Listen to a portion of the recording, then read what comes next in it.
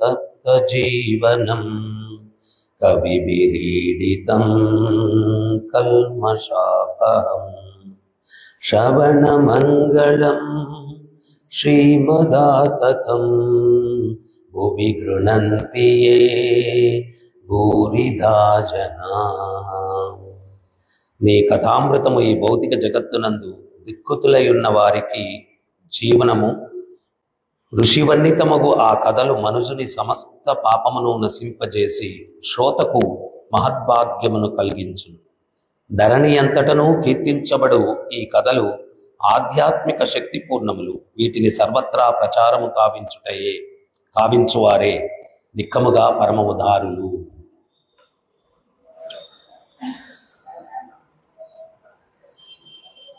ఈ యొక్క అధ్యాయం ప్రత్యేకించి ఈ యొక్క గోపీ గీత, గోపికలు భగవంతుని యొక్క విరహంలో వాళ్ళు కీర్తించినటువంటి పాటల గురించి వర్ణిస్తుందన్నమాట. మరి వారికి విరహం ఎందుకు వచ్చింది గోపికలకి అంటే, ఆ గోపికలు భగవంతుడు వాళ్లతో ఉన్నాడు అని చెప్పి కించిత్తు అహంభావాన్ని పొందారంట. అంటే మేము చాలా అందగత్తెలము, మా సాంగత్యం కృష్ణుడికి లభించిందంటే కృష్ణుడు అదృష్టవంతుడు. యాక్చువల్గా ఇదంతా చివరికి వెళ్తే మనకు అర్థమవుతుంది భగవంతుడు వాళ్ళకి ఏం సందేశం ఇచ్చాడు. ఎప్పుడైతే వాళ్ళలో అహంభావం కలిగిందో కృష్ణుడు అదృశ్యమైపోయాడు. తర్వాత అక్కడి నుంచి వెతుక్కుంటూ వెళ్తున్నారు. కృష్ణుడు ఎక్కడ, కృష్ణుడు ఎక్కడ. మనం ముందు శ్లోకాల్లో చూసాం. కనిపించిన సకల చరాచర జీవుల్ని కూడా అడుగుతున్నారు, కృష్ణుని ఏమైనా చూసారా, కృష్ణుని ఏమైనా చూసారా, కృష్ణుడు ఎక్కడ, కృష్ణుడు ఎక్కడ, కృష్ణుడు ఎక్కడ. చివరికి వాళ్ళకి 2 పాదాల గుర్తులు కనిపించాయి. ఒకటి కృష్ణుడిది, ఒకటి శ్రీమతి రాధారాణి. కొంత దూరం వెళ్ళిన తర్వాత రాధారాణి కూడా ఒక చెట్టు కింద కూర్చొని విలపిస్తూ ఉంది. అప్పుడు వాళ్ళు ఏమైంది అంటే ఆమెలో కూడా అదే భావన కలిగింది. ఈ గోపికలందరిలోకి శ్రేష్ఠురాలని కదా నేను. భక్తి వినోద్ ఠాకూర్ పాడతారు. ఆయన నారీ శిరోమణి, నారీ శిరోమణి. నారీ అంటే స్త్రీ, స్త్రీలందరిలోకి కూడా ఉత్తమరాలు శ్రీమతి రాధారాణి. నారీ శిరోమణి వృషభాను నందిని. వృషభాను నందిని ఎవరా? నారీ శిరోమణి వృషభాను నందిని. వృషభాను యొక్క కుమార్తె ఎవరామె? శ్రీమతి రాధారాణి. ఆమె వీళ్ళందరిలోకి నేను శ్రేష్ఠాలు కదా, కృష్ణుడు నా సాంగత్యం లభించిందంటే ఆయన అదృష్టవంతుడు. అక్కడ కూడా కృష్ణుడు అదృశ్యమే. మరి అందరూ కలిసి వెతుకుతూ ఒక చెట్టు కింద కృష్ణుడు తమల చెట్టు కింద త్రిభంగి రూపంలో నిలబడుకొని మురళిని వాయిస్తూ ఉన్నాడు. సృష్టి అంతా ఆ మురళి వాయిద్యంలో లీనమైపోయింది. అప్పుడు పాహిమాం పాహిమాం రక్షమాం రక్షమాం అంటూ అందరూ శరణాగతి పొందితే కృష్ణుడు అంటూ ఉన్నాడు, పిచ్చి గోపికల్లారా, మీ నుంచి నాకు ఆనందం పొందుతుంది అని మీరు అనుకుంటూ ఉన్నారు, కానీ బాహ్యం నుంచి నేను పొందేదేమీ లేదు, నేను ఆత్మారాముణ్ణి అన్నాడు. నాలోనే ఆనందం ఉంది. జీవుడు ఎవడన్నా ఆనందాన్ని పొందుతాడంటే అది నా నుంచి వచ్చే ఆనందం, కానీ జీవుల నుంచి నాకు వచ్చేదంటూ ఏముండదు. ఆత్మారాముణ్ణి నేను. సో మనం కూడా ఏంటి అంటే భక్తియుక్త సేవలను చేసేటప్పుడు మనకు కూడా ఈ భౌతిక వాసనల వల్ల అహంకారం వస్తుంది. కానీ భగవద్గీతలో భగవంతుడు స్పష్టంగా చెప్తూ ఉన్నారు. ఏమని చెప్తున్నారు? అహంకారం ఎవడికి వస్తుంది? ప్రకృతి క్రియమాణాని గుణై కర్మాణి సర్వసం అహంకార విమూఢాత్మ కర్తాహమితి మన్యతే. అహంకారం ఎవరికయ్యా వస్తుంది అంటే ప్రకృతి గుణాలకు లోబడినటువంటి మూఢాత్మకి అహంకారం వస్తుంది. అన్నిటికీ కర్తం నేను అనుకుంటాడు. అన్నిటికీ కర్తం నేను అనుకుంటాడు. కానీ సత్యం ఏంటి? మనం ఎవరం కర్తలం కాదు. అన్నిటికీ కర్త ఎవరు? భగవంతుడు. మరి మహాత్ముడు ఎవరు? బహునాం జన్మనామంతే జ్ఞానవాన్మాన్ ప్రపద్యతే వాసుదేవ సర్వమితి సమహాత్మా సుదుర్లభ. అన్నిటికీ కారణం వాసుదేవుడు అని ఎవరైతే అర్థం చేసుకుంటారో ఆడు మహాత్ముడు, ఆ వ్యక్తి మహాత్ముడు. అన్నిటికీ కర్త నేను అనుకునేవాడు మూడాత్మ, అన్నిటికీ వాసుదేవుడే కారణం అనుకునేవాడు మహాత్ముడు. ఎవరు చెప్తున్నారు ఇది? మనం డిక్లేర్ చేసుకుంటే కాదు నేను మహాత్ముడిని అని చెప్పి. భగవంతుడు చెప్పిన లక్షణాలు మనలో ఉంటే మనం మహాత్ముడు అవుతాం, లేకపోతే మన కాళ్ళు మనం దండం పెట్టుకున్నట్టు. సో భగవంతుడు చెప్పాలా ఎవరు మహాత్ముడు? ఆయన చెప్తున్నారు.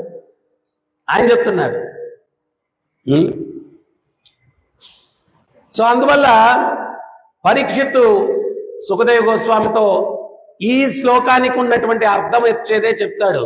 ఆయన ఏమంటాడంటే, స్వామి, ఎండాకాలంలో నదులు ఎండిపోతాయి, అక్కడక్కడ గుంటల్లో కొంచెం నీళ్లు చేరుతుంది, ఆ నీరు కుళ్ళిపోతుంది. ఆ కుళ్ళిపోయినటువంటి నీటిని శుద్ధి చేయాలా అంటే కృత్రిమంగా పని కాదు. వరద వచ్చినప్పుడు ఆ కుళ్ళు నీరంతా కొట్టుకుని పోతుంది. అప్పుడు పరీక్షిత్ ఈ ఉదాహరణ ఇచ్చి ఏం చెప్తాడంటే, మీ ముఖపద్మముల నుంచి కృష్ణ కథామృతమన్న వరద ప్రవహించి నా కర్ణమున ప్రవేశించి హృదయములోనికి ప్రవహించినప్పుడు ఈ హృదయములో అనాదిగా పేరుకున్న కుళ్ళు ప్రక్షాళన అవుగాక గురువర్య, దయచేసి కృష్ణ కథామృతాన్ని వినిపించండి అంటే. దయచేసి కృష్ణ కథామృతాన్ని వినిపించండి. మరి అదే గోపికలు చెప్తున్నారు, తవ కథామృతం తప్త జీవనం. వాళ్ళు కూడా అదే చెప్తున్నారు, తవ కథామృతం తప్త జీవనం. ఈ కథామృతం ఈ భౌతిక జగత్తునందు దుఃఖితులై ఉన్నా. మనందరికీ దుఃఖం ఎందుకంటే భగవంతుడి లీలలు మనం వింటే దుఃఖం పోతుంది. మనకు దుఃఖానికి కారణం ఏంటి అంటే ఎప్పుడు మన మననంతా కూడా మన లీలల మీద ఉంటుంది అనమాట. మన ఈ లీలలు కాదు, బాలలు. అవి స్మరించేసరికి ఇంకా బీపీలు అన్ని పెరిగిపోతాయి. అవి పోవాలంటే దేన్ని మనన చేయాలా?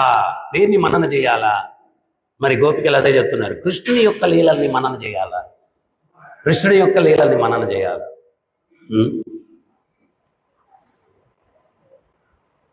పురంధరదాసు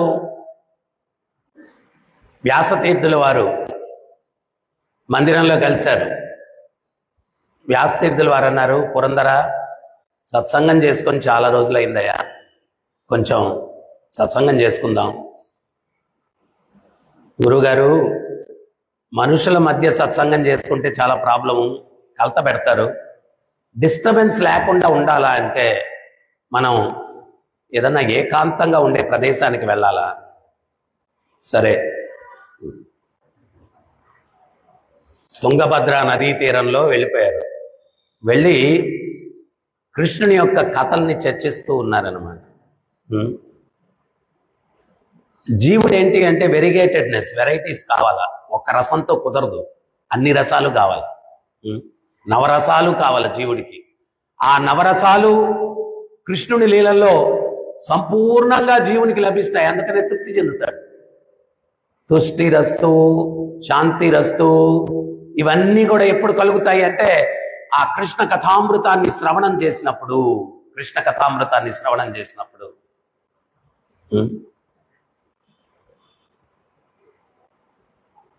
నేను మొన్న చెప్పాను మీకు లీల. కృష్ణునికి యశోదమ్మ చెప్పింది, పోయి పాలు పితుక్కు రావయ్యా అనింది. ఒక మంచి బంగారు బకెట్ ఇచ్చిందంట, దానికి వజ్ర వైడూర్యాలు పొదుగున్నాయంట. ఆ బకెట్ తీసుకుని కృష్ణుడు వెళ్ళాడు. అక్కడికి వెళ్తే ఒక గోపాలుడు వచ్చి చెప్పాడు. ఏమని చెప్పాడంటే, శ్రీమతి రాధారాణి వస్తా ఉంది ఇటు సైడు అన్నాడు. ఈయనకి రాధారాణి వస్తుంటే ప్రెస్టేజ్, ఆ ముందు పనులు చేయడం ఏంటి అని ఈయనేం చేశాడంటే తలపాగా కట్టేసుకొని కనపడకుండా ఉండాలని చెప్పి వెళ్ళిపోయి ఏదో పాలు పితుకుతున్నాడు అన్నమాట. గంట సేపు అయిపోయింది. యశోదమ్మ వచ్చింది. అరే కన్నయ్య, నేను నిన్ను పాలు తీసుకురామని చెప్పింది, నీకు మంచి మంచి స్వీట్స్ తయారు చేసిద్దామని. ఏమిరా పాలు, గంట అయిపోయిందండి. అమ్మా ఈ ఆవు ఏంటో గాని ఎంత పితికినా పాలు ఇవ్వట్లేదు. అప్పుడు యశోదమ్మ నవ్వుతూ అంటుంది, ఒరే నువ్వు ఆవుని కాదురా పితికేది, ఎద్దును పితుకుతున్నావని.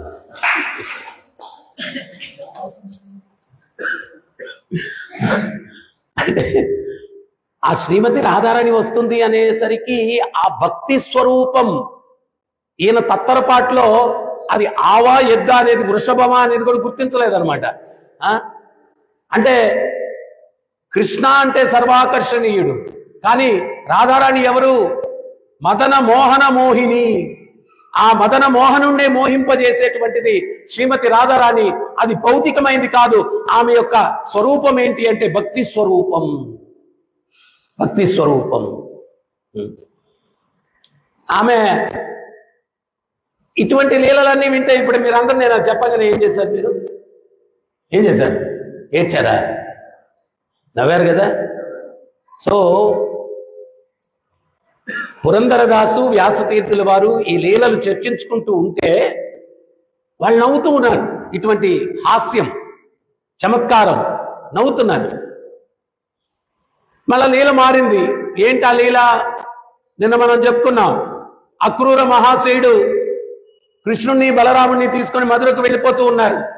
వెళ్ళిపోతూ ఉంటే ఈ గోపికలందరూ కూడా ఆ రథానికి అడ్డంగా పడిపోయి, ఈ రథాన్ని మా మీద తోలుకుంటూ వెళ్ళిపోండి, మా ప్రాణాలను వదిలేస్తాము, కృష్ణుడు లేకుండా మేము జీవించలేము. ఇటువంటి లీల చర్చించుకున్నప్పుడు ఈ పురంధరదాసు వ్యాసతీర్థుల వారు కింద పడి దొల్లాడుతా ఉన్నారు, ఏడుస్తున్నారు. మళ్ళా ఇంకో లీల చర్చించారు. కృష్ణుడు ఆయన బకాసురుణ్ణి వధించాడు. ఎప్పుడైతే అది చర్చించారో వీళ్ళిద్దరు కూడా గెంతుతున్నారు, చిందులేస్తా ఉన్నారు. జయ హో కృష్ణ, జయ హో కృష్ణ చిందులేస్తా ఉన్నారు. ఒక ముసలోడు దూరం నుంచి గమనిస్తున్నాడు. ఇది వీళ్ళేంట్రా నాయన పగటి పిచ్చర్లు ఉన్నట్టున్నారు. రౌండ్సేపు నవ్వుతారు, రౌండ్సేపు దుల్లి దుల్లి ఏడుస్తారు, కొంచెంసేపు గెంతుతారు. ఏంటి వీళ్ళ కథ అసలు? అట్లా గుడ్లు మెట్టుకు రెచ్చుకొని చూస్తూ ఉన్నాడు.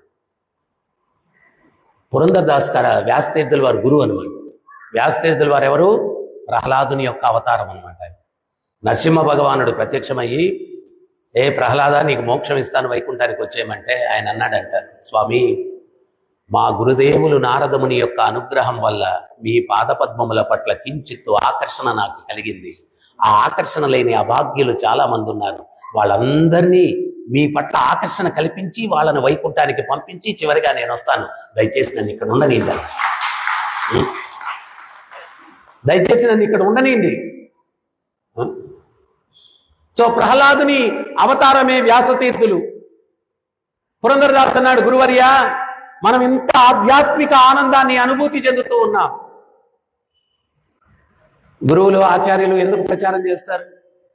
ఎందుకు ప్రచారం చేస్తారంటే వాళ్ళు ఏదైతే ఆ భగవత్ చింతనలో ఆనందాన్ని పొందుతూ ఉన్నారో దాన్ని ఇతరులకు ఇవ్వాలి. వాళ్ళు బ్రాహ్మణ అంటే బ్రహ్మజ్ఞానం తెలిసిన వాడు, తన వరకే ఉంచుకుంటే కృపణుడు, ఇతరులకు ఇవ్వాలనుకున్నప్పుడు బ్రాహ్మణుడు అవుతాడు. ఇతరులకు ఇవ్వాలనుకున్నప్పుడు బ్రాహ్మణుడు అవుతాడు. బ్రాహ్మణుల కన్నా ఉత్తముడు వైష్ణవుడు. ఎందువల్లంటే వైష్ణవ అంటే నిర్వచనం పరదుఃఖ దుఃఖి, ఇతరుల యొక్క దుఃఖాన్ని తన దుఃఖంగా భావించేవాడు వైష్ణవుడు. ఈ సృష్టిలో ఉన్నటువంటి సకల చరాచర జీవులు దుఃఖాలకు కారణం ఏంటి అంటే ఆ ఆనంద సాగరుడైన భగవంతునికి శరణాగతిలో లేరు. అందువల్ల దుఃఖాలు అనుభవిస్తున్నారు. కానీ వాళ్ళ దుఃఖాలకు కారణం రకరకాలుగా అనుకుంటారు.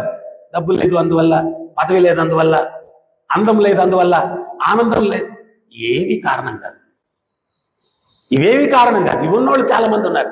మరి వాళ్ళు హ్యాపీగా ఉన్నారా? లేరే. ఎవడైతే ఆ భగవంతునికి శరణాగతి పొంది ఉంటాడో వాడు మాత్రమే ఆనందంగా ఉండేదానికి అవకాశం ఉంది. మనం ఎంత ఆనందాన్ని పొందుతూ ఉన్నాము, మరి కనకదాస్ కూడా మనతో ఉంటే బాగుంటుంది కదా అన్నారు. అంటే అవును, మంచి ఆలోచన. మరి ఎవరు పిలుచుకొస్తారు కనకదాస్ని అంటే వీళ్ళు తేరుకొని అటు ఇటు చూశారు. ఈ ముసలోడు గుడ్లు మెట్టుకు వచ్చుకొని చూస్తున్నాడు. ఇటు పిలిచారు. వాళ్ళ దగ్గర కనకదాసు ఉంటాడు, కొంచెం పిలుచుకొస్తావయ్యా అన్నాడు. నాకేంటి అన్నాడు. మనం ఏమీ లేకుండా ఏమీ చేయము, ప్రతిఫలం లేకుండా ఏమీ చేయము. భగవంతుడితో కూడా వ్యాపారమే. వచ్చి అంత దూరం దర్శనానికి వచ్చి భగవంతుడు మనం నిలబడుకొని కళ్ళు మూసేస్తాడు. ఏంటంటే లోపల లిస్టు చదువుతా ఉన్నాడు. నా కూతురికి మంచిగా ఎడ్యుకేషన్ రావాలా, మంచి అల్లుడు రావాలా, నాకు అది లాటరీ తగరాలా, అది తగరాలి, ఇది తగరాలి. భగవంతుడు కూడా నా కోసం వచ్చావు, నేను నీకొద్దు, ఇవన్నీ కావాలి, అందుకని నేను దర్శనం ఇవ్వను. వాడికి ప్రేరణ ఇస్తాడు, కళ్ళు మూసేస్తాడు. వాడు అంత దూరం వచ్చి చాలాసార్లు తిరుమలకి వెళ్ళినప్పుడు నేను విన్నాను ఆ మాట. ఏదో ప్రేయర్ చేస్తావు, నేను కళ్ళు మూసేస్తే దుబ్బేసినారా. దుబ్బేశారంటే నెట్టేశారు వాళ్ళ భాష. సో నాకేంటి అన్నాడు. అరే నీకేం కావాలంటే అది ఇస్తాం, పోయి పిలుచుకురారా నాయన ఫస్ట్ అన్నాడు.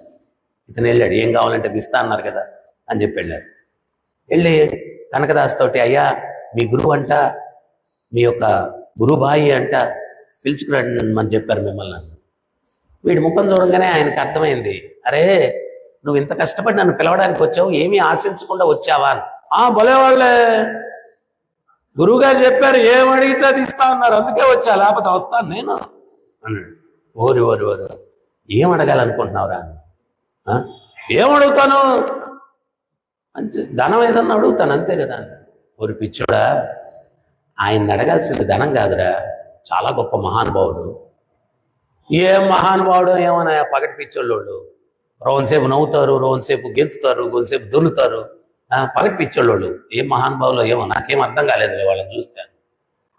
ఒరే ఏం చేస్తున్నారు వాళ్ళు గుసగుస మాట్లాడుకుంటున్నారు, మధ్య మధ్యలో నవ్వుతారు, మళ్ళీ మధ్య మధ్యలో కింద పడి దుల్లుతారు, మధ్య మధ్యలో గెంతుతారు. అట్లాంటి వాళ్ళని ఎప్పుడు చూడలేదా నేను. అప్పుడు కనకరాజు చెప్పాడు, మరి పిచ్చోడా వాళ్ళని ఏం అడగాలంటే నువ్వు ఏం అడగాలి చెప్పండి అన్నాడు. నవ్విన దాంట్లో కొంచెం అడుగురా, దొర్లిన దాంట్లో కొంచెం అడుగు, గెంతిన దాంట్లో కొంచెం అడుగు అని. ఇదేంటండి అడిగేది? అరే అడగరా నువ్వు, ఇది దానికి చాలా విలువ ఉంది, నీకు తెలియదు, అడుగండి. వీడు అనుకున్నాడు అటు అడిగితే ఏమన్నా పెద్ద మూట వస్తుందేమో అనుకున్నాడు. ఆయన కనకదాసుని తీసుకొని వెళ్ళారు. తీసుకెళ్తే గురుగారు నేను అడిగితే అది ఇస్తా అన్నారు కదా, ఏమిస్తారు ఇప్పుడు, ఏం కావాలా నీకు? నాకు మీరు నవ్విన దాంట్లో కొంచెం కావాలా, ఏడ్చిన దాంట్లో కొంచెం కావాలా, గెంతిన దాంట్లో కొంచెం కావాలా, దొర్లిన దాంట్లో కొంచెం కావాలా. వ్యాసతీర్థుల వారు తదాస్తు అన్నాడు. వీడు బిగ్గరగా నవ్వడము, బిగ్గరగా ఏడవడము, గెంతడము, దొల్లడము, పట్టని ఊడిపోయాడు. బకెట్ అనేసాడు. ముసలాడు కదా, పోయాడు.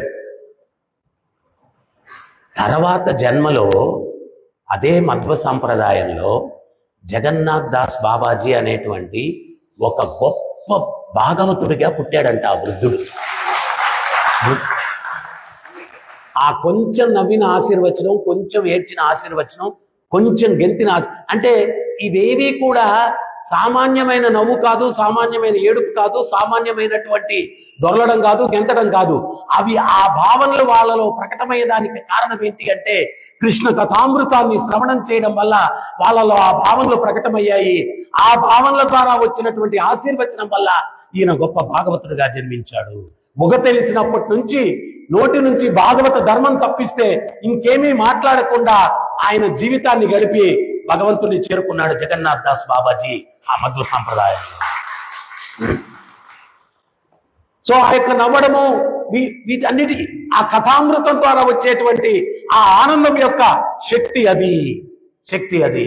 అందుకనే ఇక్కడ గోపికలు చెప్తున్నారు, ఈ యొక్క కథామృతం అన్నటువంటిది, కృష్ణ కథామృతం అన్నటువంటిది చాలా శక్తివంతమైంది.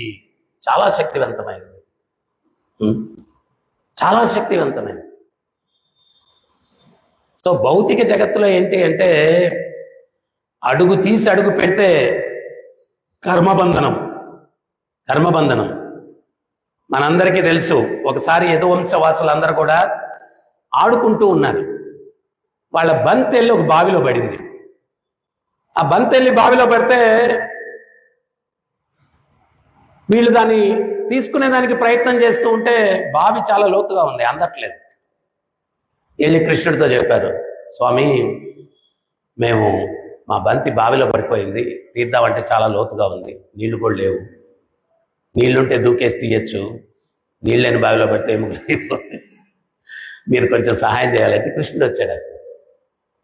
అంటే కొన్ని లీలలు భగవంతుని యొక్క అద్వితీయమైనటువంటి అపారమైనటువంటి శక్తుల్ని కూడా తెలియపరుస్తాయి అన్నమాట. ఆయన ఏం చేశాడు, ఆ బంతిలో తీద్దామని బావిలోకి చూస్తే ఆ నీళ్లు లేనటువంటి బావిలో ఒక తొండ ఒకటి ఉందన్నమాట, లిజర్డ్. ఆయన అది నీళ్లు లేని బావిలో ఉంది, కాపాడదామని చెప్పి చెయ్యి చాచాడు.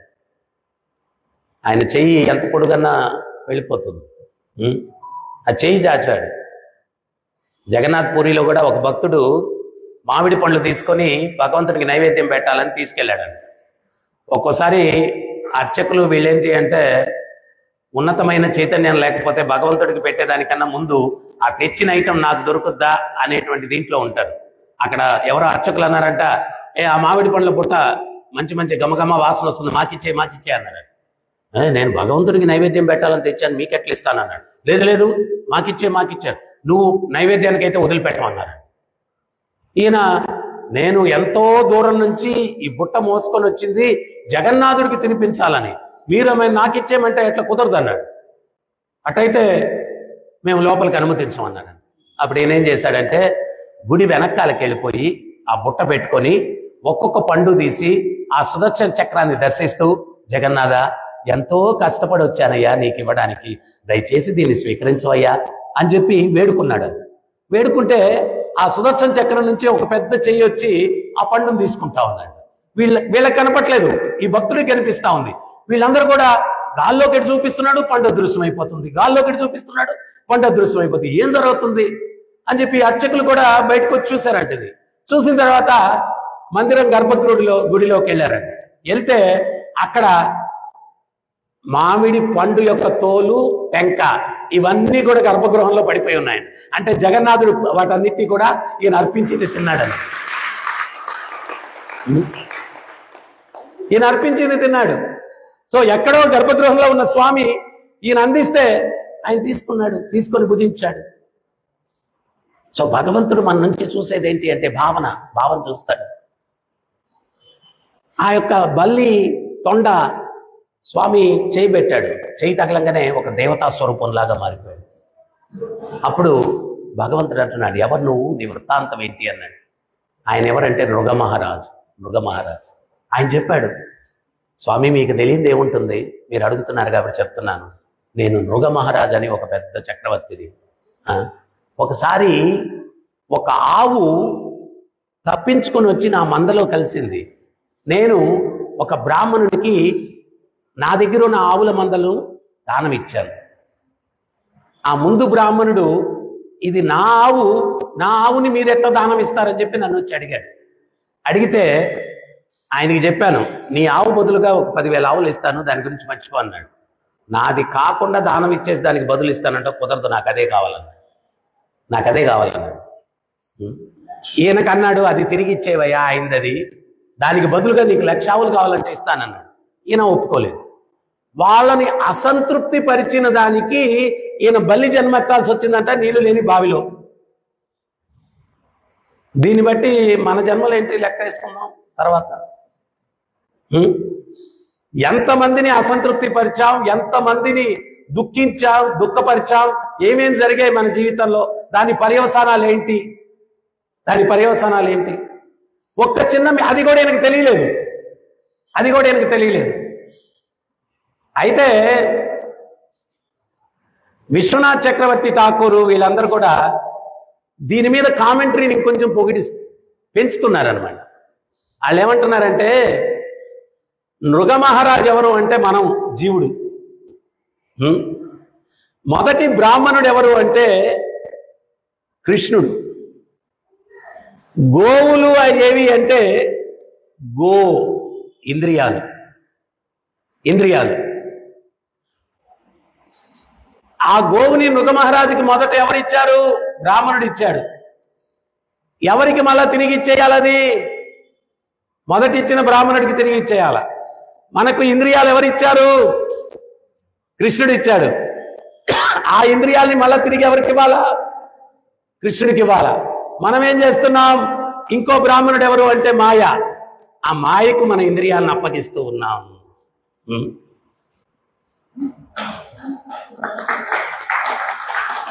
అర్థమైనట్లేదు, అందుకని చప్పట్లు కూడా. కొడితే నేను ఒకటే చెప్తున్నా, ఏదన్నా మంచి పాయింట్ వస్తే కొట్టండి, చప్పట్లు. ఎందుకంటే నేను చెప్పానని అప్రిషియేషన్ కాదు, పక్కన వాళ్ళని నిద్ర లేపడానికి అయ్యా బాబు అని. అట్లీస్ట్ కొంచెం గట్టి కొడితే వాళ్ళు నిద్ర లేస్తారు. ఇంత దూరం రామేశ్వరం వచ్చిన శనేశ్వరం పోనట్టు ఇంత దూరం వచ్చి ప్రవచనం వినకపోతే ఉపయోగం ఏమని చెప్పండి. ఇంటే కదా ఏదన్నా జ్ఞానం లోపలికి వెళ్తుంది. అందుకని వాళ్ళకి సహాయపడినట్టు ఏదన్నా మంచి పాయింట్ ఆయన కూడా ఏం చెప్పామో తెలియదు కానీ కొడతాడు, ఆయన కూడా తప్పండి. ఇక్కడ ఆ కృష్ణుడు ఇచ్చినటువంటి గో అంటే ఏంటి? గోదాస, గోస్వామి. గో అంటే ఏంటి? గో అంటే ఇంద్రియాలు, గోవులు ఇంద్రియాలు. గోవింద గోవింద గోవింద గోవింద గోవింద అంటే గో అంటే గోవులు, గోవులను విందు చేసేవాడు. గో అంటే ఇంద్రియాలు, ఇంద్రియాలను విందు చేసేవాడు. ఎవరి యొక్క సేవలో ఈ ఇంద్రియాలను వినియోగిస్తే ఆ ఇంద్రియాలు సంతృప్తి చెందుతాయి. ఆ గోవిందుని యొక్క సేవలో ఇంద్రియాలని మనం కైంకర్యం చేస్తే అవి సంతృప్తి చెందుతాయి, లేకపోతే సాటిస్ఫాక్షన్ ఏం లేదు. ఆ ఇంద్రియాలు ఎట్టుంటాయంటే భూమండలం అంతా తిరిగి అప్పగిస్తే మరి చంద్రమండలం సంగతి ఏంటి అంటే ఇంద్రియాలు సాటిస్ఫాక్షన్ ఉండదు. అవి ఎప్పుడు సంతృప్తి చెందుతాయి అంటే ఆ ఇంద్రియాలను విందు చేయగలిగినటువంటి ఆ గోవిందుని సేవలో. ఋషికేశ సేవనం భక్తి రుచ్యతే. ఆ ఇంద్రియాలకు అధిపతి అయినటువంటి ఆ ఋషికేశుని యొక్క సేవలో ఆ ఇంద్రియాలను ఎప్పుడైతే కైంకర్యం చేస్తామో అప్పుడు సంతృప్తి చెందుతాయి.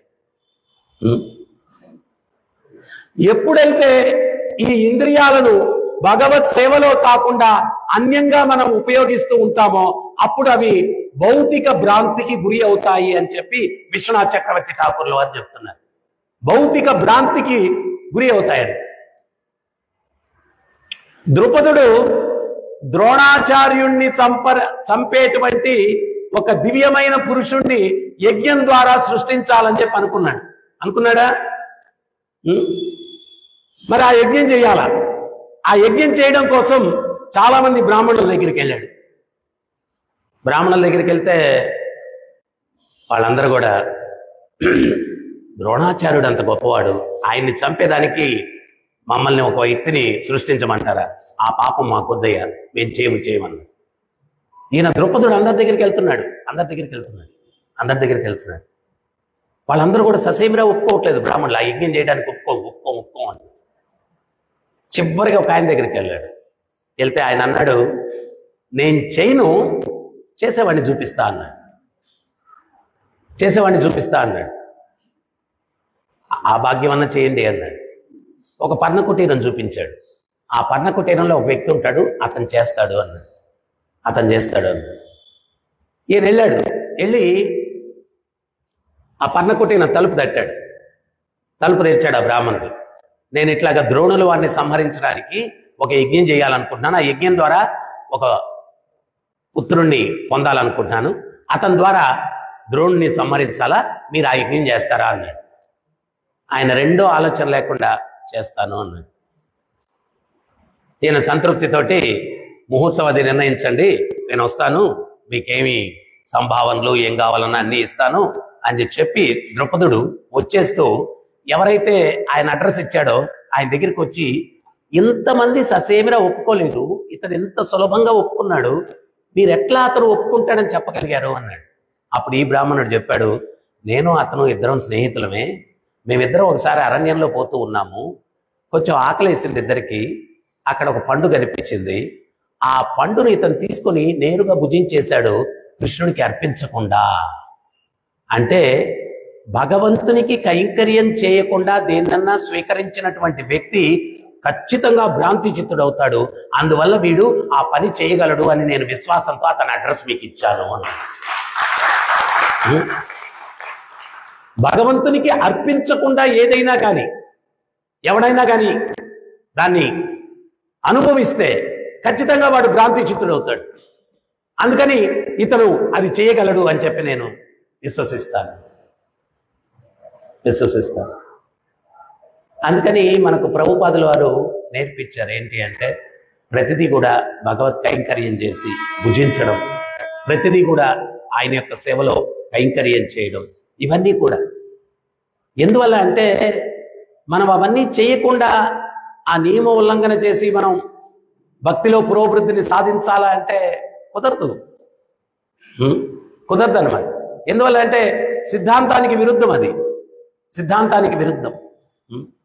సో అందువల్ల ఇక్కడ ఈ గోపికలు ఆ భగవంతుని యొక్క లీలలకి అద్భుతమైనటువంటి శక్తి ఉంది, అద్భుతమైన శక్తి ఉంది.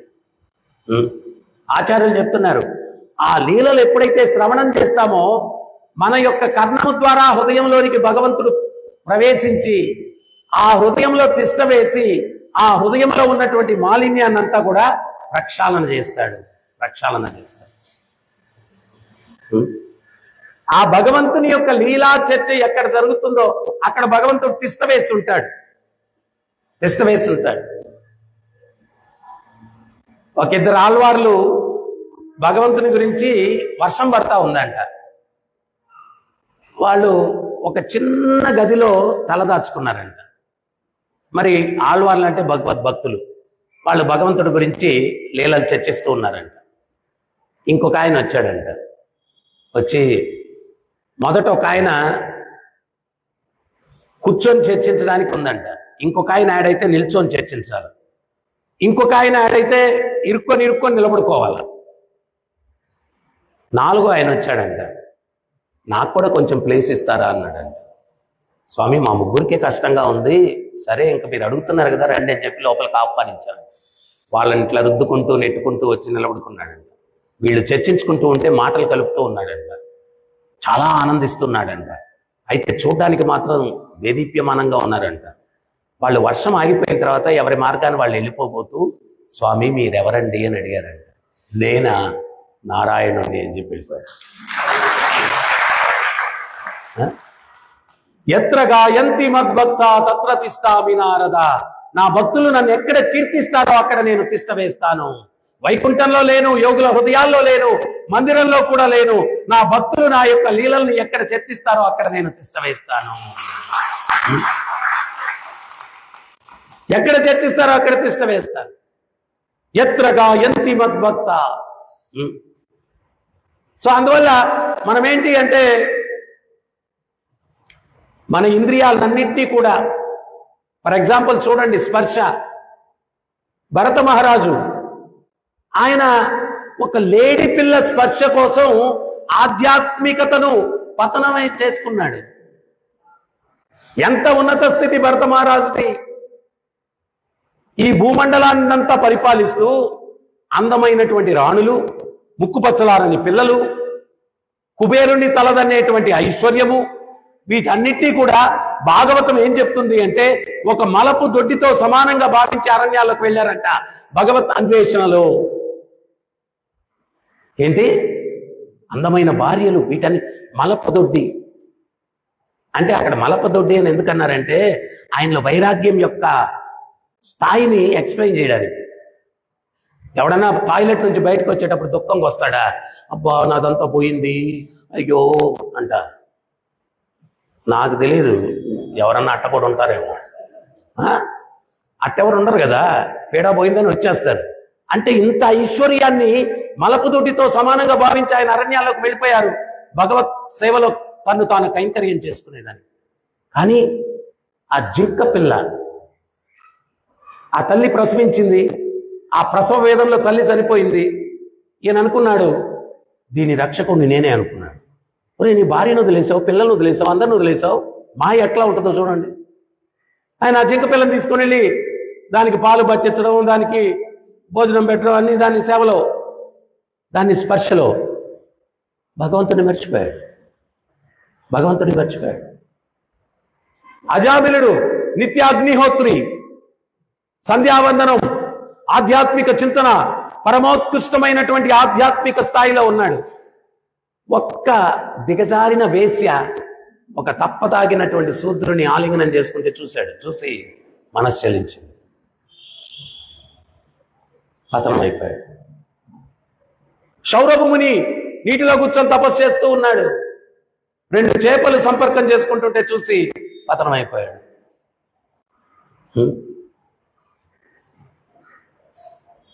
సో ఈ రకంగా ప్రతి ఒక్క ఇంద్రియము ఆ భగవంతుని యొక్క సేవలో కైంకర్యం కాని పక్షంలో పతితులయ్యేదానికి అవకాశం ఉంటుంది. అందువల్ల ఏం చేయాలా? నష్టప్రాయే సభద్రేషు నిత్యం భాగవత సేవయ భగవతీరుత్తమ శ్లోకే భక్తిర్భవతి నైష్టికి. జీవుల్లో ఉన్న అభద్రతలని, ఇన్సెక్యూరిటీస్ పోవాలంటే నిత్యం భాగవత సేవయ, నిత్యం భాగవత సేవ. వాళ్ళకి భాగవతాన్ని రోజు అధ్యయనం చేస్తూ ఉంటే ఏమొస్తుంది? భగవంతుని మీద విశ్వాసం వస్తుంది. ఏ స్థాయి విశ్వాసం వస్తుంది? ప్రహ్లాదుడితోటి రాక్షసులు అంటున్నారు, అరే నాయన నిన్ను చూస్తే ముద్దు పెట్టుకోవాలని ఉంది, చంపేయాలని లేదురా. మీ నాన్నగారి మాటలిని చంపలేం బాబు, నిన్ను ఎందుకు ఇట్లా మొండికేస్తావు? ప్రహ్లాదుడు ఏమన్నాడు సింపుల్గా, మనంగానైతే రాక్షసుల్లారా మంచి సలహా ఇచ్చారు మీరు అంటాము. ఆయన ఏమన్నాడంటే, ఒరే నాయన మీరు మనుషులు పెరిగారు కానీ బుర్రలు పెరగలేదురా మీకు అన్నాడు. మీరు మా నాన్నగారు అనుకుంటే నన్ను చంపేస్తారు అనుకుంటున్నారా? మీరు అనుకుంటే నేను చావను, ఆ శ్రీహరి అనుకుంటే నేను చస్తాను. మీ చేతుల్లో ఏం లేదు. పురంధరదాస కీర్తన పాడతాడు, హరిచిత్త సత్య నరచిత్త లవలేశ నడియదు. హరిచిత్తం ప్రకారమే అన్ని జరుగుతాయి, మన చిత్తం ప్రకారం ఏం జరగదు. మన అందరం కూడా ఎన్నెన్ని కలలు గని జుట్టు రాలిపోయింది. ఒకడు సినిమా హీరో అనుకున్నాడు, ఒకడు క్రికెట్ స్టార్ అనుకోవాలనుకున్నాడు, ఇంకోటి అది ఇది. పురంధరదాస్ అప్పట్లో 9 కోటి నారాయణ అంట. ఏంటి 500 సంవత్సరాల కింద 9 కోట్లు ఉందంట ఆయన దగ్గర. కానీ భగవంతుడు ఒకరోజు వెళ్ళి ఆయన ఇంట్లో కూడా స్నానం చేసేవాడు కట్టాడు. నీళ్ళు ఎందుకు వేస్ట్ అని నదిలో పోయి ఫ్రీగా స్నానం చేసి వచ్చాడు. ఆయన స్నానం చేస్తుంటే భగవంతుడు జస్ట్ టెస్ట్ చేయడానికి పక్కకెళ్ళి ఏదో యాత్రికుల్లాగా, 9 కోటి నారాయణ నేను పరదేశీని, కొంచెం ఉండడానికి ఒక 2 రోజులు మీ ఇంట్లో ఏమన్నా నేడిస్తావా? ఈయన పిసినారోడంట. తండ్రికి వైద్యం చేయిస్తే చచ్చేవాడికి వైద్యం దేనికి? వైద్యం చేయించినా కానీ రేపో మాపో చస్తాడు కదా, డబ్బులు వేస్తని వైద్యం చేయించలేదు. అంత గొప్ప మహానుభావుడు ఆయన. అంత పిసినారోడు మీ ఇంట్లో ఏమైనా ఉండడానికి అవకాశం ఇస్తామంటే అన్నాడంట, నాకు ఇల్లే లేదయ్యా అన్నాడు. ఏంది 9 కోట్లు ఆస్తి పెట్టుకొని పెద్ద భవంతిలో ఉంటూ నాకు ఇల్లు లేదన్నాడు. భగవంతుడు, ఇల్లు లేదా, సరేలే ఒక పూట భోజనం అన్నా పెట్టవయ్యా. స్వామి నేను కూడా మధుకరి జీవితం, మధుకర వృత్తి. మధుకర జీవితం అంటే తేనె ఒక్కొక్క పుష్పం దగ్గరికి వెళ్ళి కొంచెం కొంచెం తేనె తీసుకుంటుంది తేనెటీగా. మధుకర వృత్తి అంటే భిక్షాటన, రోజు ఒకరింటికి వెళ్ళి భిక్ష తీసుకునేది. నాది మధుకర వృత్తి అయ్యా, నేనే అడుక్కు తినేవాడిని, నాన్ను భోజనం పెట్టమంటే ఎక్కడయ్యా? మధుకర వృత్తి తదాస్తు తదాస్తు. సో ఆయన అంత బంధం కలిగి ఉన్నాడు. భగవంతుడు తర్వాత ఆయన ఏమనుకున్నాడంటే ఇంకా సంపాదించాలనుకున్నాడు. తర్వాత ఆయన కీర్తనలో ఏం పాడతాడంటే, హరిచిత్త సత్య నరచిత్త లవలేశ నడియదు. హరిచిత్తం ప్రకారం అన్ని జరుగుతాయి, నరచిత్తం ప్రకారం ఏం జరగదు. కాగద బందిదే కమలనాభుని కాగద బందిదే, హెజ్జకు హరియంబోను కాగద బందిదే.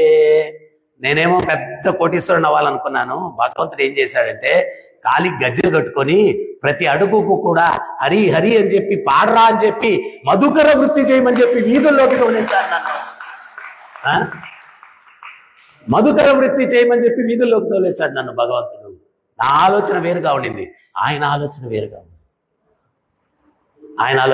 ఉంది. సో అందువల్ల మనందరం కూడా అర్థం చేసుకోవాల్సింది ఏంటి అంటే, మన యొక్క ఆలోచన ప్రకారం ఏమీ జరగదు. మనం ఆ భగవంతునికి శరణాగతి పొంది ఆయన మన ప్రోగ్రాం ఆయన రాస్తే బాగుంటుంది. ఆయన బెస్ట్ రైటరు, ఉత్తమ శ్లోకి. మన యొక్క కథ ఆయన రాస్తే బాగుంటుంది. మనం మొండి బట్టి నేనే రాసుకుంటానంటే దాన్ని పక్కింటోడు కాదు, ఇంట్లో వాళ్ళు కూడా చదవరు ఆ కథని. పురంధరదాస్ కథ ఎవరు రాశారు? భగవంతుడు రాశాడు. అన్నమయ్య కథ ఎవరు రాశాడు? భగవంతుడు రాశాడు. మధ్వాచార్య కథ ఎవరు రాశాడు? భగవంతుడు రాశాడు. షడ్గోస్వాముల కథ ఎవరు రాశారు? భగవంతుడు రాశాడు. వాళ్ళ కథలన్నీ మనం చర్చిస్తున్నాం. మన కథ మన ఇంట్లో వాళ్ళు కూడా చాలని గోళ చెప్పింది. సో మనం ఏంటి అంటే దాసోస్మి అని చెప్పి ఆయనకి శరణాగతి పొంది ఆయన యొక్క ఆలోచన ప్రకారం మన జీవితం నడిచేటట్టు ఆయనకు మనం స్వతంత్రత ఇవ్వాలా, భగవంతునికి స్వతంత్రత ఇవ్వాలి. ఆ రకంగా మనం శరణాగతి పొందాలి. సో మనం ఈ గోపికలు ఎంత భావనలో వాళ్ళు భగవంతునికి శరణాగతి పొందారు. వాళ్ళ ఇంద్రియాలన్నింటినీ కూడా ఆ భగవంతుని యొక్క సేవలో కైంకర్యం చేసుకున్నారు. మనం ఆ భగవంతుడు ఇచ్చినటువంటి ఇంద్రియాలను మాయకు అప్పగించకుండా నృగమహారాజ్ చేసినట్టు కాకుండా మనం ఆ గోవుని ఎవరిచ్చారో వారికే అప్పచెప్పాలా. గోవు ఎవరిచ్చారు? గోవు ఎవరిచ్చారు? ఎవరికి ఇచ్చారు? నేను చెప్పిన స్టోరీ చెప్పండి, మీరు మళ్ళా ఫిలాసఫీ చెప్పండి.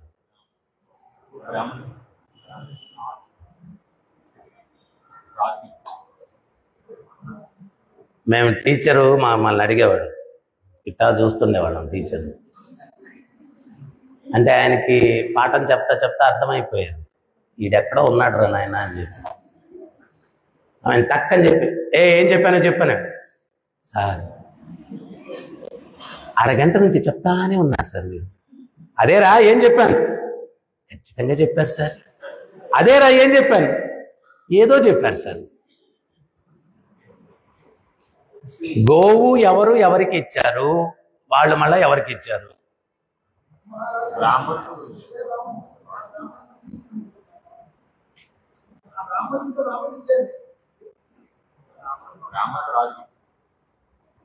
ఒక బ్రాహ్మణుడి గోవు నృగమహారాజుకి దొరికింది, మందలో కలిసిపోయింది. నృగమహారాజు ఎవరి గోవు వాళ్ళకి ఇవ్వాల్సింది కాకుండా ఇంకో బ్రాహ్మణుడికి దానం ఇచ్చాడు. దానికి విశ్వనాథ్ చక్రవర్తి ఠాకూర్ ఏం చెప్తున్నాడంటే, మొదట ఇచ్చిన బ్రాహ్మణుడు ఎవరంటే కృష్ణుడు, నృగమహారాజు ఎవరంటే జీవుడు, ఇంకో బ్రాహ్మణుడు ఎవరంటే మాయ. సో ఆ కృష్ణుడు ఇచ్చినటువంటి గంగలో నీళ్లు తీసుకొని మళ్ళా గంగకే అర్పిస్తాం. ఆ కృష్ణుడు ఇచ్చినటువంటి గోవుని కృష్ణుడికే అప్పగించాలా, మాయకు అప్పగించకూడదు. ఇది సారాంశము. మాయకు అప్పగిస్తే ఏమవుతుంది? దానికి కూడా ఉదాహరణ మహాభారతం నుంచి చెప్పాను. ఆ యొక్క ద్రుపదుడు ఆ కృష్ణునికి అర్పించకుండా ఆ బ్రాహ్మణుడు భుజించడం వల్ల బుద్ధి భ్రమించి ఒక ఆచార్యుడిని చంపడానికి, ఒక వ్యక్తిని సృష్టించడానికి యజ్ఞాన్ని చేశారు. సో మనం కూడా ఎప్పుడైతే భగవత్ అర్పితం కాకుండా ఏదైనా కానీ, ప్రభుపాదులు వారు చెప్పారు, యూటిలిటీ ఈజ్ ద ప్రిన్సిపల్ అన్నారు. ఏదైనా భగవత్ సేవలో వినియోగించాలి. అది వినియోగించకపోతే ఏమవుతుంది అంటే ఖచ్చితంగా అది మాయకు వినియోగించడం జరుగుతుంది. దానివల్ల భ్రాంతి వస్తుంది. భ్రాంతి వల్ల మనం ఆధ్యాత్మిక పతనం చెందేదానికి అవకాశం ఉంది. అందువల్ల మనం కేర్ఫుల్గా ఉండడానికి ప్రయత్నించాలి. దీనికి మనం ఏంటి అంటే ఒక్క ప్రిన్సిపల్, మన పూర్వాచార్యులు అనుసరించింది మనం వాళ్ళ అడుగుజాడల్లో నడవాలి. ఫర్ ఎగ్జాంపుల్ గోపాల భట్ట గోస్వామి, ఆయన శ్రీరంగంలో చైతన్య మహాప్రభుని కలిశారు. చైతన్య మహాప్రభు చెప్పారు, నేను బృందావనంలో ఉంటాను, నువ్వు అక్కడికి రా అన్నారు. కానీ బృందావనం నుంచి చైతన్య మహాప్రభు పూరి క్షేత్రానికి వచ్చేసారు. ఎందుకు వచ్చారు? తల్లి కోరుకునింది, పూరి క్షేత్రంలో వచ్చిండు, దగ్గరగా ఉంటావు అని చెప్పి. గోపాల భట్ట గోస్వామి పూరికి వెళ్ళారా? ఎందుకు వెళ్ళలేదు? బృందావనంలో ఉంటాను, అక్కడికి రమ్మన్నారు, పూరికి రమ్మనలేదు, అందుకని వెళ్ళలేదు. మనం ప్రోగ్రామ్ అంతా డిసైడ్ చేసి లాస్ట్లో చెప్తాం గురువు గారికి, గురుగారు టికెట్లు బుక్ చేసుకున్నాను, నాకు అది అయిపోయింది ఇది అయిపోయింది, ఇప్పుడు వెళ్ళాలనుకుంటున్నాను, మీరు పర్మిషన్ ఇస్తేనే అంటాడు. నువ్వు టికెట్లు 4,000 రూపాయలు 5,000 రూపాయలు బుక్ చేసేసుకొని నేను ఇప్పుడు వెళ్తాను అంటే ఇంకేం చెప్తాను చెప్పు? ఇంకేం చెప్తాను? వెళ్ళినాయనా అంటాం.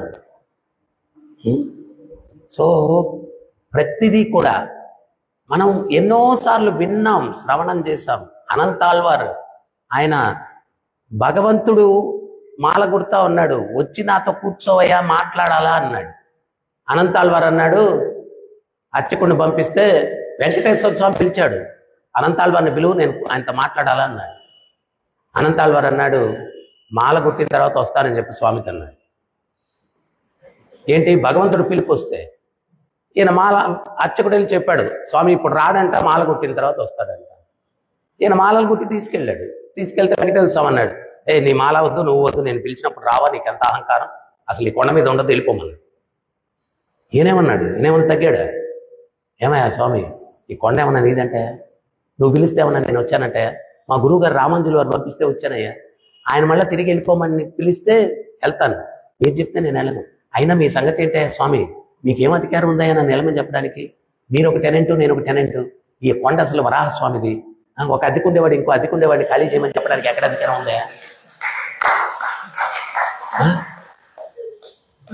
వెంకటేశ్వర స్వామి షాక్ అయిపోయాడు. ఎవరి నేను ఒక్క మాట అంటే ఎంత పెద్ద లక్ష్యం ఇస్తున్నావు, నీ మాల వేసుకోవాలి అంతే కదా అని చెప్పి మాల తీసుకుని వేసేసుకున్నాడు. మాల తీసుకుని వేసుకొసుకున్నాడండి. అప్పుడు వినమ్రతతో చెప్తున్నాడు అన్నాడు. ఏమని చెప్తున్నాడు? క్షమించండి, మీరు పిలిచినప్పుడు రాకుండా ఉండడానికి కొన్ని కారణాలు. రామానుజుల వారు నన్ను పంపించేటప్పుడు గురువుగారు ఏ రకంగా పుష్ప కైంకర్యం చేయాలా, ఒక్కొక్క ప్రదేశం ఒక్కొక్క దానికి ప్రత్యేకత. శ్రీరంగం వచ్చి భోగమంటపం, అక్కడ భగవంతుడు భోగం అన్నమాట. అంటే రోజు సంవత్సరానికి 328 రోజులు ఉత్సవాలు ఉంటాయి అక్కడ. శ్రీరంగం వచ్చి భోగమంటపం, మేలుకొట్టి వచ్చి జ్ఞాన మంటపం, ఆ శ్రీభాష్యాన్ని పూర్తి చేసింది అక్కడే జ్ఞాన మంటపం. కంచీపురం వచ్చి వరదరాజస్వామి, అది వైరాగ్య మంటపం. ఎందువల్లంటే ఆ వరదరాజుడు ప్రాణం ఆయన వదిలిపెట్టి శ్రీరంగానికి వెళ్ళిపోయాడు, వైరాగ్య మంటపం. మరి తిరుమల కొండ పుష్ప మంటపం, అక్కడ అలంకరణకి భగవంతుడు ప్రాముఖ్యత, పుష్ప కైంకర్యం. నాకు కొన్ని సూచనలు ఇచ్చి గురుగారు పంపించారు. పుష్పాన్ని పూర్తిగా వికసించక ముందే కోయమన్నారు. పూర్తిగా వికసిస్తే పరిమళం పోతుంది, పరిమళం పోయినటువంటి పుష్పాన్ని భగవంతునికి అర్పించకూడదు. ఇవన్నీ తెలియదు జనాలకి. ఈ రోజుల్లో పూలు రోజు కొండం ఖర్చు కదా అని చెప్పి ప్లాస్టిక్ పూలు వేసేస్తాం భగవంతుడు, ప్లాస్టిక్ పూలు. కానీ ఆగమ శాస్త్రం ప్రకారం, పాంచరాత్రిక విధి ప్రకారము సుగంధం లేనటువంటి, పరిమళం లేనటువంటి పుష్పాన్ని కైంకర్యం చేయకూడదు భగవంతుడు. మీరు పిలిచినప్పుడు నేను వచ్చి మీతో మాటలు పెట్టుకుంటే అది పూర్తిగా వికసించక ముందే మాల కూడా కట్టమన్నారు. నేను వచ్చి మీతో మాటలు పెట్టుకుంటే పూర్తిగా వికసించిపోతుంది, పరిమళం పోతుంది. ఆ పరిమళం పోయినటువంటి పుష్పాన్ని మీ కైంకర్యానికి ఇస్తే గురువు గారు ఇచ్చిన సూచనలను నేను పాటించని వాడిని అవుతాను. అందుకని నేను రాలేదు, కానీ అహంకారంతో కాదు స్వామి, నన్ను క్షమించండి. అప్పుడు వెంకటేశ్వర స్వామి నవ్వుతూ చెప్పాడు, ఏ అనంత, నాకు తెలీదు, ఈ చర్చ జరగకపోతే నువ్వు గురువుకి ఎట్ట శరణాగతి పొందావనేది ప్రపంచానికి ఎట్ట తెలుస్తుంది, అందుకోసం ఈ చర్చ జరిగింది. నీ భావన నాకు తెలియదా? ఈ చర్చ జరగకపోతే నువ్వు ఎంత గురువు మాటలకి, ఆయన సూచనలకు ఎంత శరణాగతి పొందున్నావు, ఎట్ట ప్రపంచానికి తెలుస్తుంది, ప్రపంచానికి తెలుస్తుంది. సో అందువల్ల మనం ఏంటి అంటే ఆధ్యాత్మిక జీవితంలో భగవంతుడు భగవద్గీతలో మొట్టమొదటి చెప్తున్నాడు, తద్విధి ప్రణిపాతైన పరిప్రశ్నైన సేవయా ఉపదేక్షంతి తే జ్ఞానం జ్ఞానిన తత్వదర్శనం. ఈ గోపికలు వీళ్ళందరూ కూడా ఏంటి అంటే మనకు గురువుల్లాగా అనమాట. వాళ్ళ అడుగుజాడల్లోనే మన ఆచార్యులందరూ కూడా నడిచారు. వాళ్ళ యొక్క సిద్ధాంతాల ప్రకారమే తత్వాన్ని వీళ్ళు రచించారు, ఆ తత్వాన్ని మనకిచ్చారు. మనం దాన్ని అనుసరిస్తే వాళ్ళు ఏదైతే పరమోత్కృష్టమైన గమ్యాన్ని సాధించారో మనం కూడా దాన్ని సాధించేదానికి అవకాశం ఉంటుంది, లేకపోతే పూర్ణత్వం లేదన్నమాట. సో అందువల్ల మనం ఎంత వీలైతే అంత ఆ భాగవతాన్ని శ్రవణం చేయడానికి ప్రయత్నం చేయాలా, శ్రవణం చేయడానికి ప్రయత్నం చేయాలి. అది ఇక్కడ ఇంకోసారి యొక్క ట్రాన్స్లేషన్ చదువుతాను. ఎంత నీ కథామృతము ఈ భౌతిక జగత్తునందు దుఃఖితులై ఉన్న వారికి జీవనము. దుఃఖితులై ఉన్న వారికి.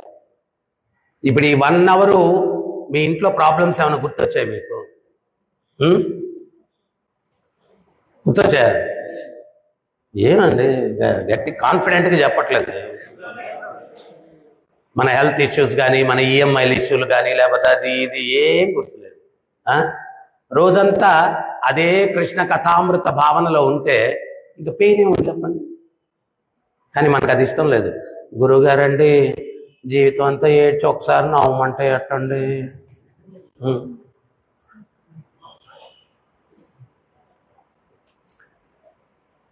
ఋషి వర్ణితమగు ఆ కథలు మనుషుని సమస్త పాపమును నశింపజేసి శ్రోతకు మహద్భాగ్యమును కలిగించును. ఇంకొకటి ఏంటి అంటే, మనం అనాదిగా చేసుకున్నటువంటి పాపాలన్నీ కూడా ఆ కృష్ణ కథామృతాన్ని వింటూ ఉంటే అది ప్రక్షాళన అయిపోతుంది, ఆ పాపం నుంచి విముక్తి కలుగుతుంది అని చెప్పి గోపికలు చెప్తూ ఉన్నారనమాట. ఎప్పుడు మనకు పాపం నుంచి విముక్తి అవుతుందో అప్పుడు మనకు ఆనందం వస్తుంది. ఈరోజు మనం దుఃఖానికి కారణం ఏంటి? భగవంతుడు గీతలో స్పష్టంగా చెప్తున్నాడు. కారణం గుణసంగ దోషం సద్ అసత్యోనిషు జన్మసు. మంచి జన్మలు చెడు జన్మలు ఎత్తడానికి కారణం ఏంటి? మనం చేసిన కర్మలు. కర్మలు దేన్ని బట్టి చేస్తాం? గుణాలు. గుణాలు దేన్ని బట్టి వస్తాయి? సంఘ దోషం, సాంగత్యాలు వస్తాయి. సో అల్టిమేట్ గా సుఖ దుఃఖాలకు కారణం ఏంటి? మనం చేసిన కర్మలు. ఆ కర్మ అనేటువంటిది ప్రక్షాళన అవ్వాలంటే ఆ కృష్ణ కథామృతాన్ని శ్రవణం చేయాలని గోపికలు చెప్తూ ఉన్నారు. తర్వాత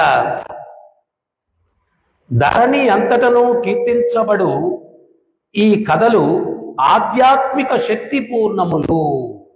ఆ కథలకి ఆధ్యాత్మిక శక్తి ఉందన్నమాట. ఆధ్యాత్మిక శక్తి ఉంది. వీటిని సర్వత్రా ప్రచారము కావించువారే నిక్కముగా పరమ ఉదారులు. Most merciful. ఉదారులు అంటే మెర్సిఫుల్ పీపుల్. ఎవరు అంటే దీన్ని ఇతరులకు ఇవ్వడానికి ప్రయత్నం చేసేవాళ్ళు, ఈ జ్ఞానాన్ని ఇతరులకు ఇవ్వడానికి ప్రయత్నం చేసేవాళ్ళు ఉదారులు, మోస్ట్ మెర్సిఫుల్ పీపుల్, కరుణామయులు. అటువంటి వాళ్ళు భగవంతునికి ప్రీతిపాత్రులు. ఏదం పరమం గుఖ్యం మద్భక్తేష్వభిదాస్యతి భక్తి మయీ పరాకృత్వం మమే వైశస సంశయ. ఈ పరమ రహస్యాన్ని ఇతరులకు ఎవడైతే బోధిస్తున్నాడో వాడు నాకు మిక్కిలి ప్రీతిపాత్రుడు, తప్పక నన్ను చేరుకుంటాడు, తప్పక నన్ను చేరుకుంటాడు. సో అందువల్ల మనం శ్రవణం చేయాలా, ఇతరులకు కూడా ఇవ్వడానికి ప్రయత్నం చేయాలన్నమాట. సో అప్పుడు భగవంతుడు మెచ్చుతాడు. ఆయన మెచ్చితే ఇంకేం కావాలి చెప్పండి? ఇంకేం అవసరం లేదు. ఇక్కడ ఎంతమంది మెచ్చినా ఉపయోగం లేదు. ఎందువల్ల అంటే వాళ్ళు దీనులే, మనము దీనులమే. దీనులకు బంధువు ఎవరు? కృష్ణుడు. ఏ కృష్ణ కరుణాసింధో దీనబంధో జగత్పతే గోపేశ గోపికాకాంత రాధాకాంత నమోస్తుతే. దీనులందరికీ బంధువు ఎవరు? ఆ రాధాకాంతుడైనటువంటి ఆ కృష్ణుడు అన్నమాట. సో అందువల్ల ఈ యొక్క కృష్ణుని యొక్క కథ ఇవన్నీ కూడా మనలో పరివర్తన, మార్పు తీసుకొస్తుంది. చివరికి ఒక కథ చెప్పి ముగిచ్చేసాను. టైం అయిపోయిందా ప్రసాదం? విన్న కథే ఒక్కసారి మనం చేసుకుంటే దాని శక్తి ఏంటో. ఒకసారి ఇట్లాగే ప్రవచనం జరుగుతుందంట. ఒక దొంగోడు వచ్చాడు, ప్రవచనంలో కూర్చున్నాడు. ఆ ప్రవచనం చెప్పాయని చెప్తున్నాడు. బృందావనంలో పావన సరోవరంలో యశోదమ్మ కృష్ణునికి స్నానం చేయించి వజ్ర వైడూర్యాలు పొదిగినటువంటి చక్కటి ఆభరణాలన్నీ కూడా అలంకరింపజేసింది. ఆ ఆభరణాల విలువ కట్టలేము మనం. ఆ వజ్రాలు ఎక్కడి నుంచి వచ్చాయో కూడా చెప్పలేము. అంత విలువైన ఆభరణాలు. అది ఈ దొంగోడికి ఆలోచన కలిగింది. ఒరే, ఒక చెవు పోగు, ఒక చిన్న ఉంగరం కొట్టేసి ఎన్ని రోజులు నేను జీవితం గడుపుతావు? అతనెవరో కృష్ణుడు అంట. వాళ్ళమ్మేంటో వజ్ర వైడూర్యాలు పొదిగిన ఆభరణాలు ఒళ్ళంతా వేసేస్తుందంట. ఆడెవడో కానీ ఆడిని పట్టుకోవాలా అని చెప్పి అట్ట బయట ఉంటారు కదా మనోళ్ళు. వెళ్ళి, ఏమయ్యా ఆ కృష్ణుడు అంటే ఎక్కడ ఉంటాడయా? మనోళ్ళు కూడా కృష్ణుడు ఎక్కడ ఉంటాడంటే బృందావనంలో ఉంటాడు. ఎక్కడది? ఉత్తరప్రదేశ్లో అన్నాడంట. ఓహో, బృందావనమా? వాళ్ళ అమ్మ నాన్న పేరేంటి అన్నాడు. నందబాబా యశోదమ్మ అన్నాడు. వీడు ఇంక రెడీ అయిపోయాడు. అయితే ఇంతకు ముందు రోజుల్లో ఏంటి అంటే సెల్ ఫోన్లో ఫీడ్ చేసుకోవడం, పేపర్లు, పెన్నులు ఇవన్నీ లేవు. వాడు గుర్తుపెట్టుకోవాలా. ఏం గుర్తుపెట్టుకోవాలా? పిల్లోడి పేరేంటి? పిల్లోడి పేరేంటి? పిల్లోడి పేరేంటి? పిల్లోడి పేరేంటి? ఆయన ఉండే ప్లేస్ పేరేంటి? ప్లేస్ పేరేంటి? ప్లేస్ పేరేంటి? తల్లిదండ్రుల పేరేంటి? తల్లిదండ్రుల పేరేంటి? తల్లిదండ్రుల పేరేంటి? వీడు భక్తి అకౌంట్ ఓపెన్ చేశాడు కృష్ణ అనగానే. మామూలుగా బ్యాంకులో అకౌంట్ ఎవడన్నా ఓపెన్ చేయాలంటే షూరిటీ సంతకాలు, అది ఇది అడ్రస్ ప్రూఫ్లు అన్నీ కావాలా. ఆచార్యులు ఏం చెప్తున్నారు అంటే, నువ్వు భక్తి అకౌంట్ ఓపెన్ చేయాలంటే ఒకసారి కృష్ణ అంటే అకౌంట్ ఓపెన్ అయిపోద్ది. ఒకసారి కృష్ణ అంటే అకౌంట్ ఓపెన్ అయిపోద్ది. వీడు ఎప్పుడైతే కృష్ణ అన్నాడో తర్వాత ఆయన యొక్క దివ్య లీలలు చేసినటువంటి దివ్య ధామం బృందావనం, భగవంతుడు స్వయంగా చెప్తున్నాడు, తద్ధామం బృందావనం, నా యొక్క ధామం బృందావనం అంటున్నాడు. బృందావనం నామం చెప్తున్నాడు, కృష్ణుడు నామం చెప్తున్నాడు. పరమ భక్తులైనటువంటి తల్లిదండ్రులు నందబాబా యశోదమ్మ. ఇంక వీడంతా దారంతా కూడా కృష్ణ, నందబాబా, యశోదమ్మ, బృందావనం, కృష్ణ, బృందావనం, నందబాబా, యశోదమ్మ. వీడికి 4 నెలలు 5 నెలలు పట్టిందంట. తీవ్రమైన సాధన, తీవ్రమైన సాధన, దారంతా సాధనే. వీడు ఈ నామాలు చెప్పుకుంటూ వెళ్ళాడు బృందావనానికి. బృందావనానికి తీరా వెళ్తే అక్కడ వెళ్ళి ఏ పిల్లోని చూసినా వీడంటాడు కృష్ణుడు, ఆయన చెప్పినా వీడనా, మళ్ళా వీడికి అసలు నకలే లేవు వీడిగా. ఆయన అక్కడ ఉంటారు కదా బృందావనంలో, వాళ్ళ దగ్గరికి వెళ్ళిపోయి, కృష్ణుడు ఎక్కడ ఉంటాడు? అదేదో పాట ఏదో ఉంది. ఏంటది? యమునలో ఉంటాడు కృష్ణుడు, తర్వాత గిరిగోవర్ధన్లో ఉంటాడు. ఏం పాట అది? ఎవరికైనా ఐడియా ఉంది? गिरी गोवर्धन में राधे राधे, वृंदावन में राधे राधे, गोवर्धन में राधे राधे, నందగావ్ మే రాధే రాధే. సో వీడు వెళ్ళి కృష్ణుడు ఎక్కడ ఉన్నాడు? వాళ్ళు కాళీమడుగు దగ్గర ఉన్నారనండి. అక్కడికి వెళ్ళాడు, కాళీమడుగు దర్శనం అయిపోయింది. కృష్ణుడు ఎక్కడ ఉన్నాడు? రమణ రేఖలు ఆడుకుంటున్నాడు అన్నారంట. ఆ వ్రజవాసులు కృష్ణుడు అన్ని దగ్గరలో ఉన్నాడు అంటారు. ఆ కృష్ణ బలరాములు ఆడుకున్న ప్లేసు అది దర్శనం అయిపోయింది. మళ్ళీ కృష్ణుడు ఎక్కడ ఉన్నాడు? గిరిగోవర్ధన దగ్గర ఉన్నాడు, యమున దగ్గర ఉన్నాడు. సో వాళ్ళు చెప్పిన అడ్రస్లన్నీ తిరిగేశాడు. అంటే కృష్ణుడు లీలా చేసిన ప్రదేశాలన్నీ కూడా తిరిగేశాడు. వాడు సాధన ఎంత, ఆ ప్రదేశాలు దర్శించడం, నామం చేయడము, ఆ దివ్య ధామంలో సంచరించడము, వాడి యొక్క ఆధ్యాత్మిక ఉన్నతి ఎక్కడికో వెళ్ళిపోయింది అనమాట. ఏ స్థాయికి వెళ్ళిపోయిందంటే లాస్ట్ కృష్ణుడు ప్రత్యక్షం అయిపోయాడు. ఒంటిందుకు నగలే మురళిని వాయిస్తూ ఆయన చూశాడు దొరికాడురా నాకు. అయితే పోయిగానే నగలు పట్టుకొని పీకితే ఏమైనా అరుపులు కేకలు పెట్టేస్తే మన అందరూ వచ్చి తన్నేస్తారేమో, నైస్గా కొట్టేద్దామని చెప్పి దగ్గరికి వెళ్ళి, వా బాబు నీ నగలు సూపరు అని చెప్పి కృష్ణుడిని పొగడ్డం మొదలు పెట్టాడంట. మధురం మధురం వదనం మధురం వేణు మధురం వాణి మధురం నయనం మధురం మధురాధిపతే మధురం మధురం అంటూ ఆ కృష్ణుని యొక్క ప్రతి అంగాన్ని కూడా కీర్తిస్తున్నాడు అనమాట. కొంత కీర్తించిన తర్వాత అనుకున్నాడు, మునగ చెట్టు బాగా ఎక్కిచ్చేసాను కదా, ఇంక అడిగే ఇచ్చేమో అని చెప్పి ఆ పొగటం ఆపేసి, బాబు అయినా చిన్నపిల్లోడివి, నీకు దేనికి నేను నగలు ఇవన్నీ నాకు ఇవ్వచ్చు కదా అన్నాడు. కృష్ణుడు కూడా పరీక్ష పెడతాడు, అంత సామాన్యంగా ఏది ఇవ్వడు ఆయన. ఇంకోటి ఏంటి అంటే కృష్ణుడు పురాణాల్లో స్వయంగా చెప్తాడు, ఆది పురాణాల్లో చెప్తాడు, ఏదైనా సులభంగా ఇస్తాను, భక్తిని అంత సులభంగా ఈయనంటాడు. ఎందుకు భక్తిని అంత సులభంగా ఈయను అంటే, ఎవరికి భక్తిని ఇస్తానో వాడికి నేను దాసుడైపోవాలి, అందుకని చెప్పి భక్తిని అంత సులభంగా ఇవ్వను. ఈ చిన్నవి ఇచ్చేయడం ఇది కాదు, భక్తిని అంత సులభంగా ఇవ్వడం. ఎందువల్లంటే భక్తి ఇచ్చేస్తే ఇంకా ఆయన భక్తుడికి దాసుడు అయిపోతాడు.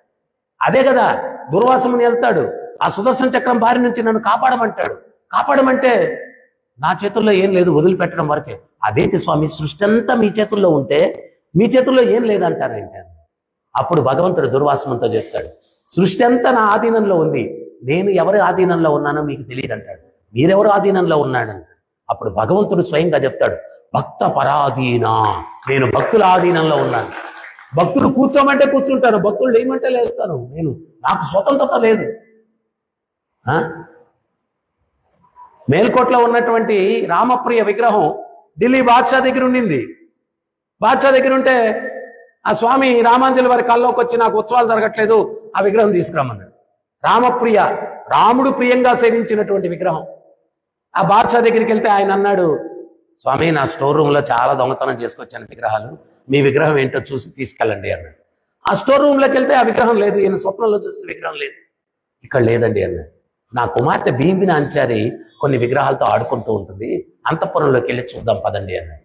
అక్కడికి వెళ్తే ఈ భీమిని అంచారి ఆ యొక్క రామప్రియ విగ్రహానికి బట్టలు అలంకరణ చేయడము, ఆభరణాలు అలంకరణ చేయడము, నైవేద్యాలు పెట్టడము అన్నీ చేస్తూ ఉందన్నమాట.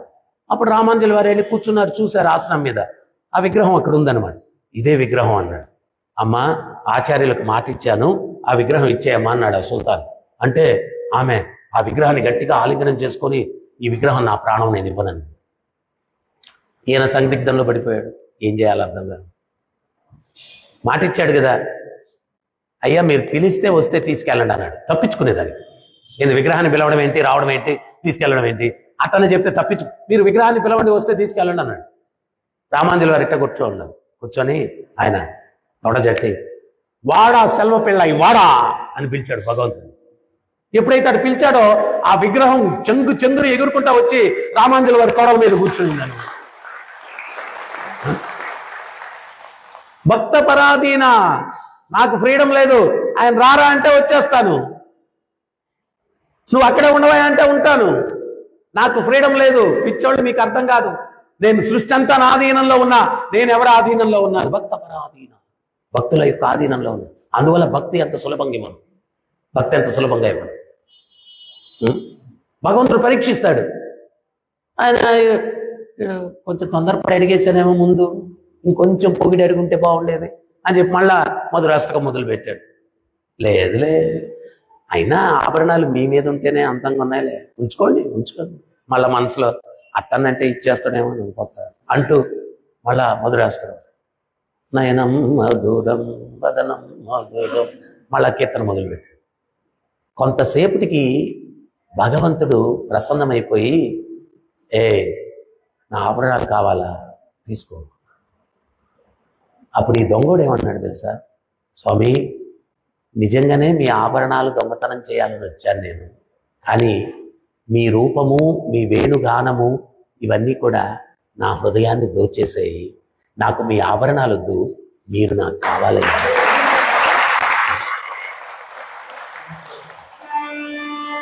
మీ ఆభరణాలు వద్దు. ఎవడైతే వాడి యొక్క ఇంద్రియాలను భగవత్ సేవలో అట్ట కైంకర్యం చేస్తాడో చివరికి ఈ ప్రాపంచికమైనది ఏది వద్దు స్వామి, నువ్వు ఉంటే నాకు చాలు అనేటువంటి భావనకి వెళ్తాడు. అందువల్ల అది జరగాలంటే మనం నిత్యం ఆ కృష్ణ కథామృతాన్ని శ్రవణం చేయాలా, పానం చేయాలా. అప్పుడే మనం మన యొక్క ఉనికిని ఉద్ధరింపజేసుకునేదానికి అవకాశం.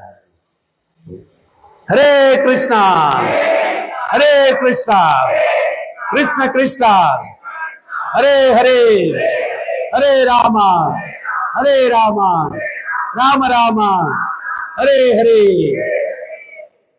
ఎవరికైనా ఏమైనా సందేహాలు ఉన్నాయా, డౌట్స్ ఉన్నాయి?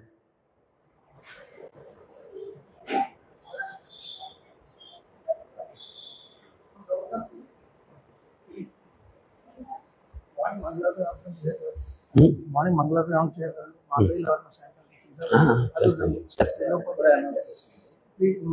టీచర్ ట్రైనింగ్ క్లాస్కి వచ్చి వాళ్ళు టెస్ట్ కూడా వస్తే నెక్స్ట్ తీసుకునే వాళ్ళు అది